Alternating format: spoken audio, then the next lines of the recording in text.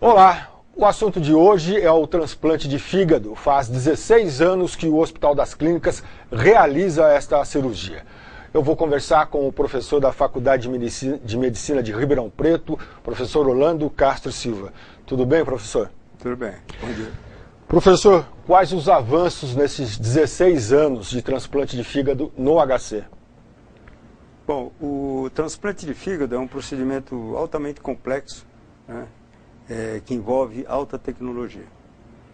E, portanto, o programa ele absorve tecnologia para a instituição que o faz e transfere tecnologia para todo o hospital. Então, na verdade, o transplante de fígado, em termos de avanço, nós temos que considerar o avanço como um todo, para toda a instituição, né? Sem contar que aqui é uma instituição universitária, né? Então ele é importante do ponto de vista de ensino, do ponto de vista de pesquisa e, sobretudo, do ponto de vista de assistência. Então, acho que o grande avanço do transplante para o HC e para a Faculdade de Medicina de Ribeirão Preto foi ter havido a incorporação dessa tecnologia, né? Uma consolidação nesses 16 anos e ter contribuído, sobretudo, para melhora e pela manutenção da influência que essa instituição exerce sobre a sociedade. O que leva uma pessoa a precisar de um transplante? O fígado ele é um órgão silencioso, né? Então, há várias doenças em que as manifestações clínicas demoram a aparecer, né? Então, mas basicamente 80% dos transplantes que são realizados por doenças que são passíveis de prevenção. Ou seja, o grande contingente de pacientes operados, né, nesse hospital é por cirrose hepática, né? Cirrose hepática por vírus, uma complicação da hepatite C, menos um pouco da hepatite B, e a cirrose por álcool, né? E mais de uns 10 anos para cá, uma outra entidade, que é o NASH, que é a esteatohepatite não alcoólica, e que também é passível de prevenção, né? Então você tem um procedimento altamente complexo para tratar de doenças que podem ser prevenidas pelo sistema de saúde pública. Mas aqui é igual ao mundo inteiro, né? Não é um privilégio de Ribeirão Preto nem da faculdade. E qual é a sobrevida de quem faz o transplante? Depende só da condição física ou da doença que essa pessoa teve? Bom, depende da doença e depende da condição em que o paciente entra para o transplante, né?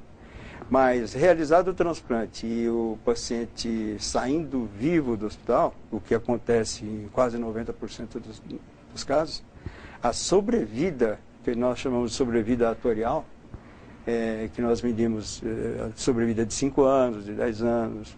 A sobrevida nossa, a sobrevida atorial está em torno de 80%, o que é muito parecida com a sobrevida dos grandes centros do Brasil e do exterior. Eu queria que você explicasse melhor. 80%, se a expectativa era de 75%, ele fez o transplante aos 65%? 80% assim, 80% dos doentes que são operados, eles vão estar vivos 5 anos depois, né? E, né? Sim, 80% deles estão vivos 5 anos após o procedimento operatório. Como a faixa etária mais frequente para o transplante é dos 40 aos 60 anos, e nós temos pacientes operados com 60, com 65 anos, alguns deles vão morrer por outras causas não diretamente relacionadas com o transplante.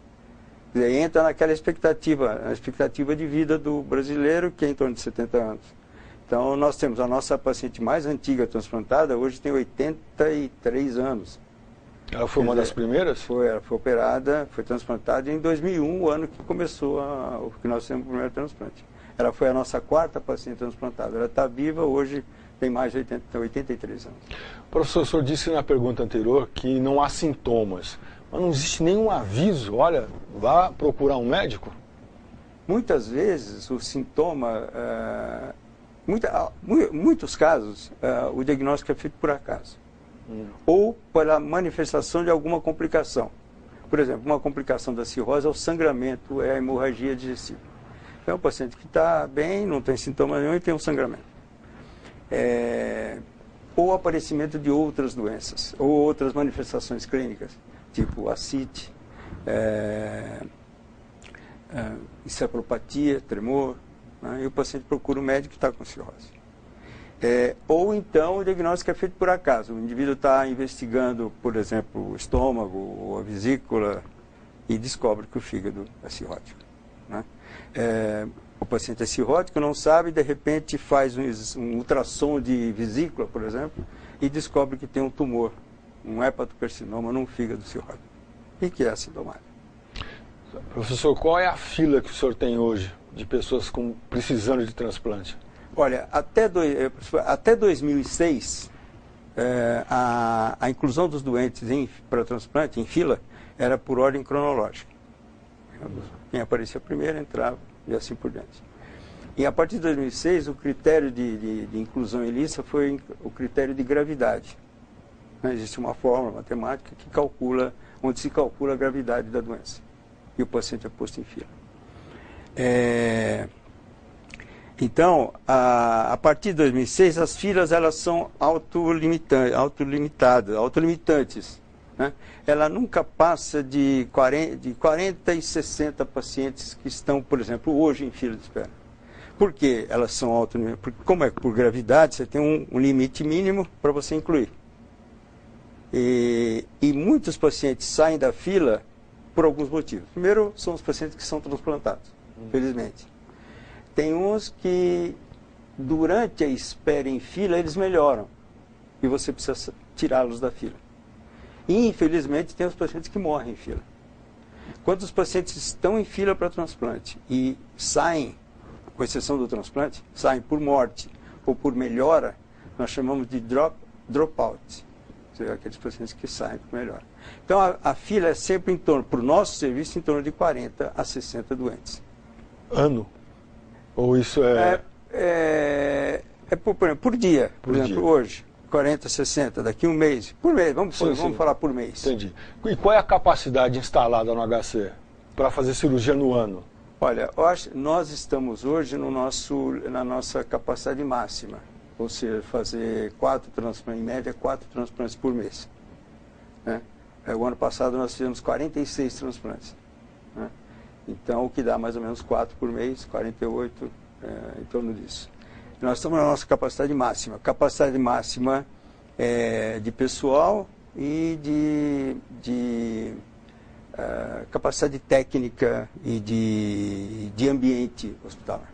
E quem passa por transplante, como é que é a recuperação dessa pessoa? Olha, hoje em dia, feito o transplante e indo tudo bem,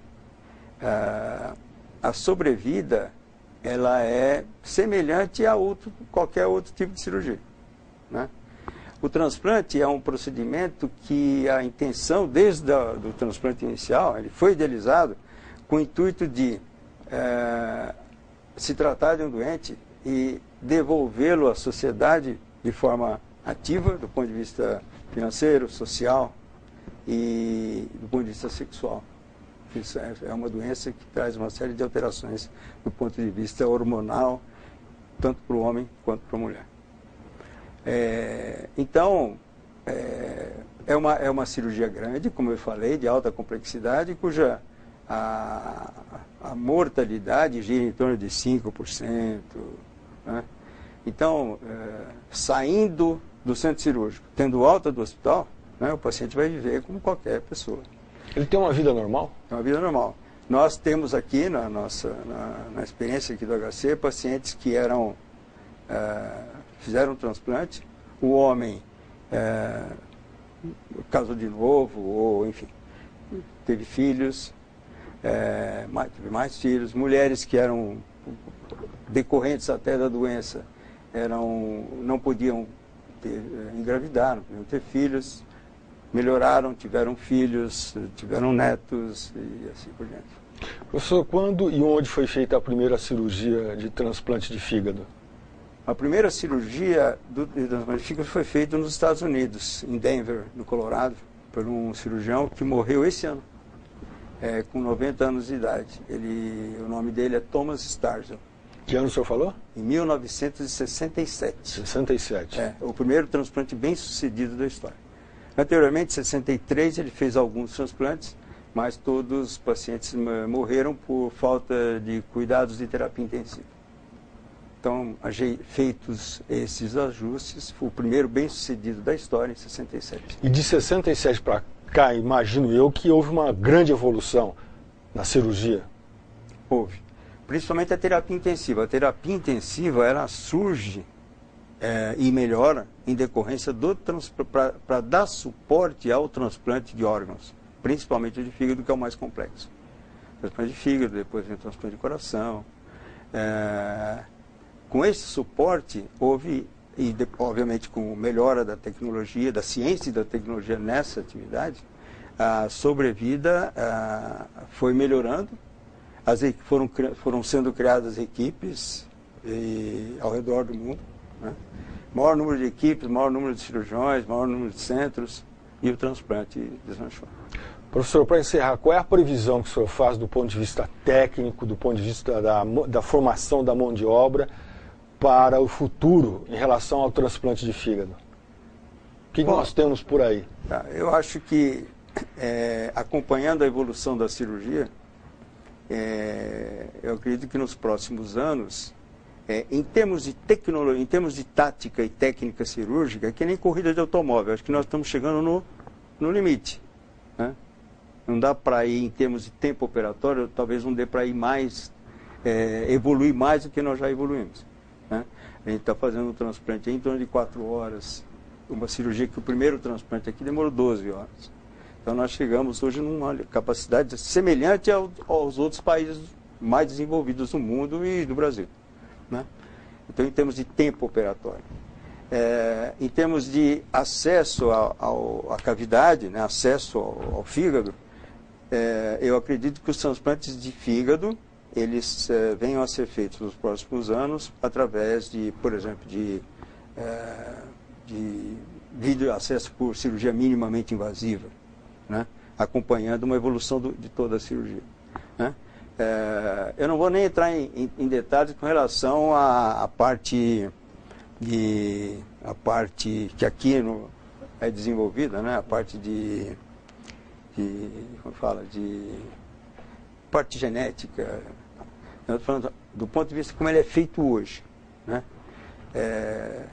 Então eu acho que e hoje o Brasil, eu acho que é importante ressaltar que nós estamos equiparados aos melhores centros do mundo.